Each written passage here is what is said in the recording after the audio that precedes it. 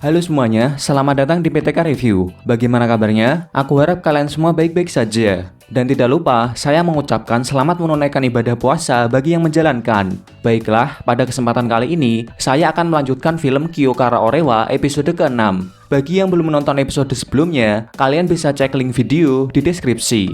Oke, tanpa berlama-lama lagi, langsung saja kita masuk ke ceritanya.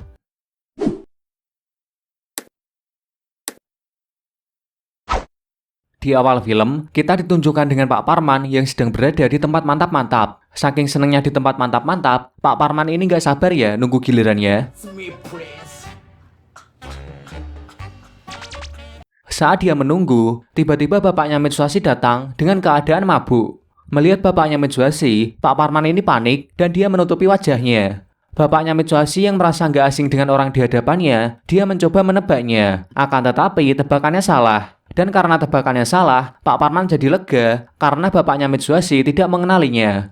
Namun tiba-tiba, pegawai mantap-mantap datang dan dia memanggil namanya Pak Parman sambil memberitahu kalau gilirannya sudah tiba. Mendengar itu, akhirnya bapaknya Mitsuhashi sadar kalau orang yang ada di hadapannya adalah gurunya Mitsuhashi. Namun Pak Parman ini tetap mengelak kalau bapaknya Mitsuhashi salah orang. Akan tetapi, pegawai mantap-mantap malah bilang kalau Pak Parman ini adalah guru dari SMA Nayo dan orangnya nafsuan. Dan karena identitasnya sudah ketahuan, Pak Parman memilih untuk pergi. Dan bapaknya Mitsuhashi menyusulnya keluar. Karena bapaknya Mitsuhashi dalam keadaan mabuk, dia heran kenapa Pak Parman malah keluar. Namun saat dia menoleh, dia sadar ternyata dia masuk ke tempat mantap-mantap. Di mana tujuan sebenarnya dari bapaknya Mitsuhashi adalah ke tempat pijat yang ada di sebelahnya tempat mantap-mantap. Akhirnya, bapaknya Mitsuhashi tahu alasan kenapa Pak Parman panik saat bertemu dengannya. Namun di sini, bapaknya Mitsuhashi memaklumi Pak Parman karena pekerjaan menjadi guru bisa bikin stres dan sesekali mencoba ke tempat mantap-mantap juga tidak apa-apa. Saat bapaknya Mitsuhashi mau ke tempat pijat, Pak Parman mencegatnya dan karena Pak Parman tidak ingin keburukannya tersebar, dia mengancam bapaknya Mitsuhashi kalau dia akan melaporkan pada istri dan anaknya karena telah masuk ke tempat mantap-mantap.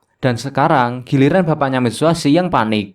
Dan karena hal ini, mereka berdua membuat kesepakatan untuk tidak menyebarkan kejadian malam ini. Keesokan harinya, saat mengajar di sekolah, Pak Parman mengumumkan mulai hari ini dalam seminggu ke depan, Mitsuhashi harus menaati perintahnya. Mitsuhashi pun menerimanya dengan mantap. Satu kelas heran ya, padahal Mitsuhashi ini murid yang susah diatur loh. Namun kali ini, dia menuruti perintahnya Pak Parman. Lalu, Pak Parman menyuruh Mitsuhashi untuk memijitnya, dan Mitsuhashi pun melakukannya. Saat Mitsuhashi memijit, dia bilang pada Pak Parman bahwa dia sangat menghormatinya. Melihat itu sampai heran ya dengan sifat Mitsuhashi kali ini. Saat mau keluar kelas, Pak Parman ini pura-pura keselio, dan Mitsuhashi berinisiatif untuk menggendong Pak Parman sampai ke ruang guru. Sesampainya di ruang guru, Bu Susi langsung bertanya kenapa Pak Parman digendong Mitsuhashi. Pak Parman pun menjelaskan kalau mulai seminggu ke depan, Mitsuhashi akan menuruti semua perkataannya. Mendengar itu, Pak Bejo tidak percaya. Dan Mitsuhashi bilang dia sedang terlibat kesepakatan dengan ayahnya untuk menjadi anak buahnya Pak Parman selama seminggu. Lalu Pak Sakamoto menanyakan kesepakatan apa. Namun saat Mitsuhashi mau menjawab, Pak Parman menyuruh Mitsuhashi untuk tidak membocorkan ke orang lain.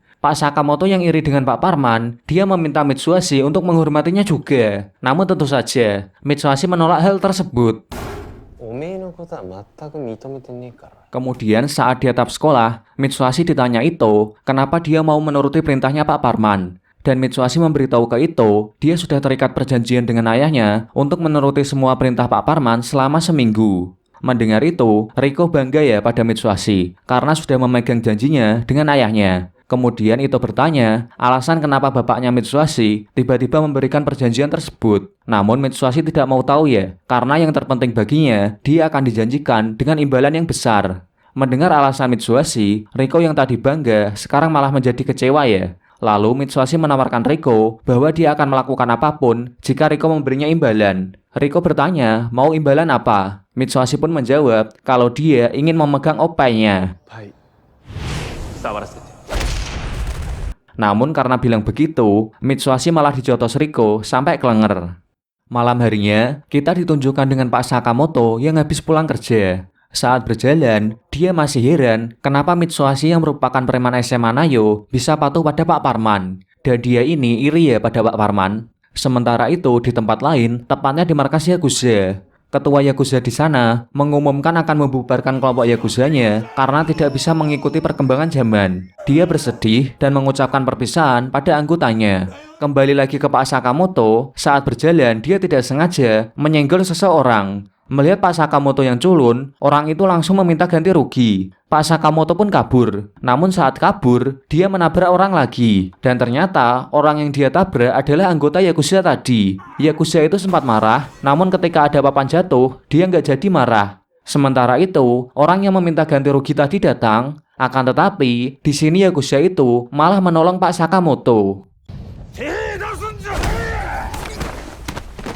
Yakuza itu berterima kasih pada Pak Sakamoto karena dia merasa jika Pak Sakamoto tidak menabraknya, pasti nyawanya sudah nggak selamat karena ketiban papan tadi. Yakuza itu menjelaskan dia sekarang menganggur karena kantornya sudah dibubarkan. Dan Pak Sakamoto pun menawarinya untuk menjadi guru BK di sekolahnya. Yakuza itu pun menerimanya dengan semangat. Keesokan harinya di SMA Nayo, Yakuza itu bekerja di sana sebagai guru BK.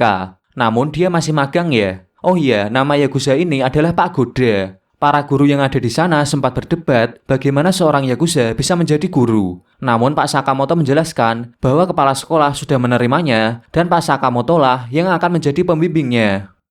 Kemudian saat jam istirahat, Mitsuhashi mengajak teman-temannya untuk menggotong Pak Parman dan menjadikannya seperti raja. Namun tidak lama kemudian, Pak Sakamoto bersama Pak Goda datang. Pak Goda marah karena ada keributan di sekolah. Lalu Mitsuhashi menjelaskan kalau Pak Parman lah yang menyuruhnya. Mendengar itu, Pak Goda marah dan dia memukul Pak Parman. Untungnya Mitsuhashi melindungi Pak Parman dengan wajahnya. Melihat itu, Riko marah pada Pak Goda karena telah melakukan tindak kekerasan di lingkungan sekolah. Akan tetapi, Pak Goda malah menjawab dengan berteriak, jika ada yang macam-macam dengan Pak Sakamoto, maka akan berurusan dengannya. Setelah kejadian tadi, Mitsuhashi dan Ito main badminton pakai bola pingpong di atap sekolah. Tidak lama kemudian, Riko datang. Namun karena kedatangan Riko, Mitsuhashi nggak fokus dan dia menjatuhkan bolanya. Dan secara tidak sengaja, bolanya terkena Pak Sakamoto. Semenjak dia dilindungi oleh Pak Goda, sekarang kepribadian Pak Sakamoto berubah 180 derajat. Dan sekarang dia berani memarahi Mitsuhashi. Mitsuhashi yang kesal, dia turun, lalu dia menyuruh Riko untuk memanggil Sagawa. Kemudian, Mitsuhashi mengambil kelapa di lab dan kembali lagi ke atap. Sesampainya di atap, dia menyuruh Sagawa untuk melemparkan kelapa itu ke Pak Goda. Akan tetapi saat kelapa itu dilempar ke Pak Goda dengan mudah menghancurkan kelapa tersebut. Pak Goda marah dan langsung menuju ke atap. Akan tetapi saat sudah sampai di atap, Mitsuhashi dan teman-temannya sudah kabur. Melihat kejadian tadi, Mitsuhashi heran dengan kekuatan Pak Goda. Lalu dia melemparkan kelapa ke Ito. Ito mencoba memukulnya, namun malah tangannya yang kesakitan. Dan dengan ini menandakan bahwa mereka bukanlah tandingan dari Pak Goda. Mitsuhashi menyuruh Ito untuk melemparkan kelapa ke arahnya. Ito mengira Mitsuhashi bisa memecahkannya ya. Akan tetapi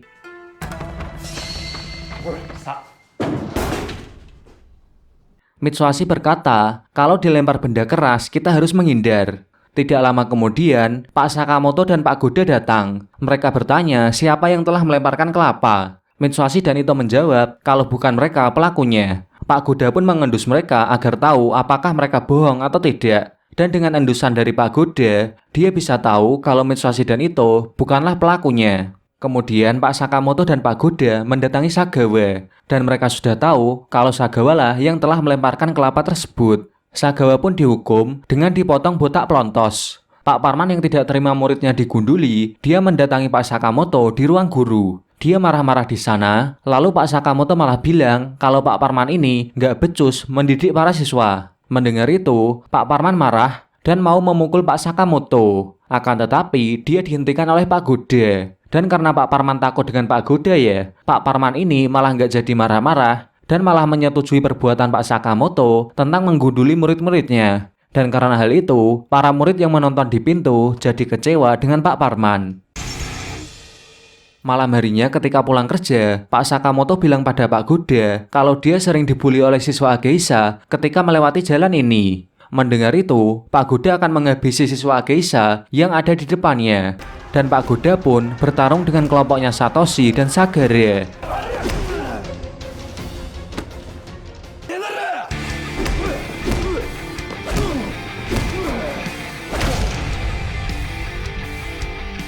Karena Pak Goda sangat kuat, Sagara mencolok matanya dan menyuruh teman-temannya untuk mundur.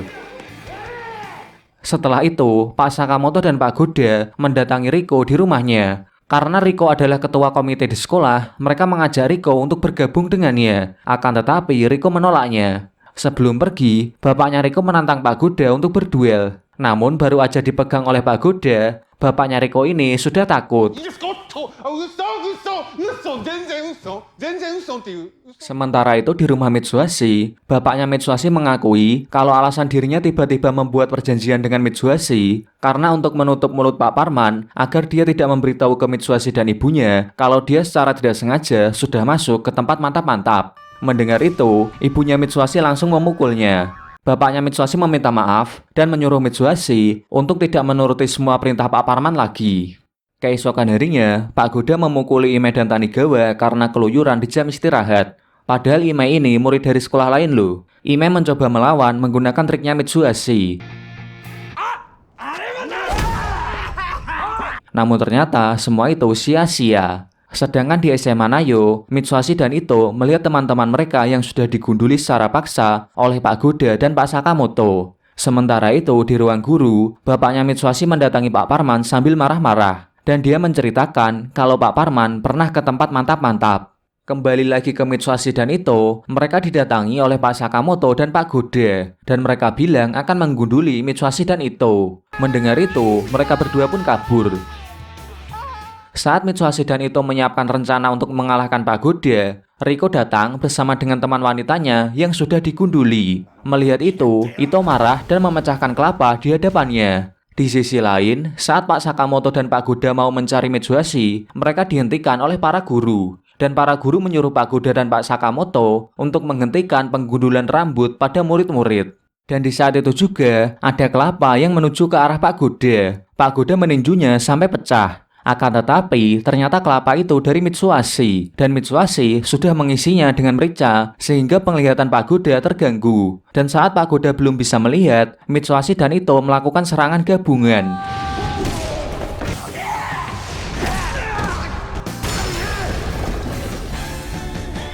Dan akhirnya, mereka berdua bisa mengalahkan Pak Goda. Saat Mitsuhashi dan Ito mau menghabisi Pak Sakamoto, Pak Parman menghentikan mereka. Dan dia menotok Pak Sakamoto agar sifatnya kembali seperti semula. Saat pulang sekolah, Kyoko mendatangi Ito dan dia senang karena Ito tidak jadi digunduli. Kyoko pun mengelus-elus rambutnya Ito. Sedangkan di sisi lain, ternyata Pak Goda dikeluarkan dari SMA Nayo dan sekarang dia menjadi guru di SMA Geisha. Dan dengan ini, film Kyokara Orewa episode 6 berakhir. Oke, sekian pembahasan film kali ini. Terima kasih sudah menonton sampai selesai. Saya pamit dan sampai bertemu lagi di episode ke-7.